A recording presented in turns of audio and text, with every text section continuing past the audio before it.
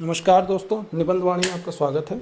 आज के निबंध का शीर्षक है पहाड़ी क्षेत्रों में भूस्खलन, कारण, प्रभाव, चुनौतियां और समाधान। 800 शब्दों का निबंध है, पर्यावरण से संबंधित है। चलिए शुरू करते हैं।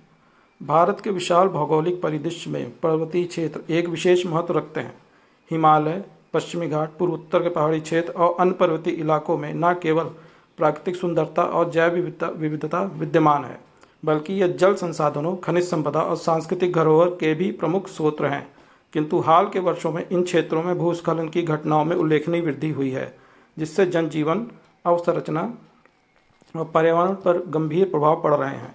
भूस्खलन, जिसे पहाड़ी ढलानों पर चट्टानों, मिट्टी या मलबे का अचानक नीचे की ओर खिसकना कहा जाता है, प्राकृतिक कारणों के साथ साथ मानव जनित गतिविधियों का भी परिणाम है। यह समस्या जलवायु परिवर्तन और अनियंत्रित विकास कार्यों के कारण और भी जटिल होती जा रही है। भूस्खलन के कारण अनेक और परस्पर जुड़े हुए हैं। प्राकृतिक कारणों में तीव्र वर्षा, बर्फबारी के बाद पिघलना, भूकंप, ज्वालामुखी गतिविधि, चट्टानों की संरचना और ढलान की तीव्रता प्रमुख है। भारत के हिमालयी क्षेत्र में मानसून के दौरान भारी वर्षा, ढीली मिट्टी और अस्थिर भू संरचना के कारण अक्सर बड़े पैमाने पर भूस्खलन होते हैं। जलवायु परिवर्तन के प्रभाव से वर्षा के पैटर्न में बदलाव और अत्यधिक वर्षा की घटनाओं में वृद्धि हो रही है, जिससे यह खतरा और बढ़ गया है। मानव जनित कारण भी कम महत्वपूर्ण नहीं है। पहाड़ी क्षेत्रों में सड़कों, सुरंगों और भवनों का निर्माण अक्सर वैज्ञानिक मानकों की अनदेखी करते हुए किया जाता है। पेड़ों की अंधाधुंध कटाई, खनन, अनियंत्रित पर्यटन और जलाशयों का निर्माण भी पहाड़ी ढलानों की स्थिरता को कमजोर करते हैं। उदाहरण के तौर पर चार धाम सड़क परियोजना और अन्य अवसंरचना विकास योजनाओं के तहत बड़े पैमाने पर पहाड़ों की कटाई के कई क्षेत्रों में भूस्खलन की घटनाओं को बढ़ावा दिया है। भूस्खलन के प्रभाव बहुआयामी होते हैं। सबसे प्रत्यक्ष प्रभाव है जनहानि और संपत्ति का नुकसान। अनेक गांव, सड़कें, पुल और जल परियोजनाएं मलबे के नीचे दब जाती हैं या नष्ट हो जाती हैं। इससे परिवहन और संचार बाधित होता है, जिससे राहत और बचाव कार्यों में कठिनाई आती है। भूस्खलन जल स्रोतों को अवरुद्ध करके बाढ़ जैसी परिस्थितियां भी पैदा कर सकते हैं, जिससे आपदा की गंभीरता और बढ़ जाती है। पर्यावरणीय दृष्टि से भूस्खलन मृदा अपरदन को बढ़ावा देता है और भूमि की उर्वरता घटा देता है। इससे पहाड़ी क्षेत्रों की कृषि व्यवस्था प्रभावित होती है। जैव विविधता को भी नुकसान पहुंचाता है, क्योंकि कई बार जंगल और वन्य जीव आवास मलबे के नीचे दब जाते हैं। साथ ही नदियों और झीलों में गाद की मात्रा बढ़ने से जलीय पारिस्थितिकी भी प्रभावित होती है। भूस्खलन से निपटने में अनेक चुनौतियां हैं। पहला, पर्वतीय भू संरचना को जटिल और अस्थिरता के कारण जोखिम का सटीक आकलन करना कठिन है।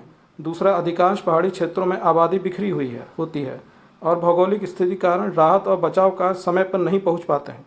तीसरा, विकास परियोजनाओं में पर्यावरणीय आकलन को अक्सर औपचारिकता मात्र समझा जाता है, जिससे वैज्ञानिक सुझावों का पालन नहीं होता है। चौथा, जलवायु परिवर्तन के कारण चरम मौसम घटनाओं की बढ़ती आवृत्ति ने आपदा प्रबंधन के प्रयासों पर अतिरिक्त दबाव डाला है। भूस्खलन की समस्या के समाधान के लिए बहुआयामी दृष्टिकोण अपनाना आवश्यक है। सबसे पहले उच्च जोखिम वाले क्षेत्रों की पहचान के लिए उपग्रह चित्रण, ड्रोन सर्वेक्षण और भौगोलिक सूचना प्रणाली आधारित मानचित्र को प्राथमिकता दी जानी चाहिए। इससे समय रहते चेतावनी जारी की जा सकती है और संवेदनशील क्षेत्रों में आबादी को स्थानांतरित किया जा सकता है। दूसरे, अवसंरचना विकास में भूवैज्ञानिक और पर्यावरणीय मानकों का सख्ती से पालन अनिवार्य होना चाहिए। सड़कों और इमारतों का निर्माण ढलान की स्थिरता और जल निकासी व्यवस्था को ध्यान में रखकर किया जाना चाहिए। ढलानों पर सीढ़ीनुमा खेत, पौधरोपण और घास की परत जैसे जैव इंजीनियरिंग उपायों से मिट्टी को स्थिर किया जा सकता है। तीसरे, स्थानीय समुदायों को भूस्खलन के खतरों और बचाव के तरीकों के बारे में जागरूक करना जरूरी है।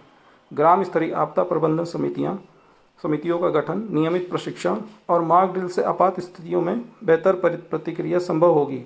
चौथे, सरकार को पर्यटन और खनन जैसी गतिविधियों पर सख्त नियंत्रण रखना चाहिए, विशेषकर मानसून या भूस्खलन प्रवण मौसम में। वनों का संरक्षण और पुनर्नवीनीकरण परियोजनाएं भी ढलानों को स्थिर रखने में मदद करती हैं।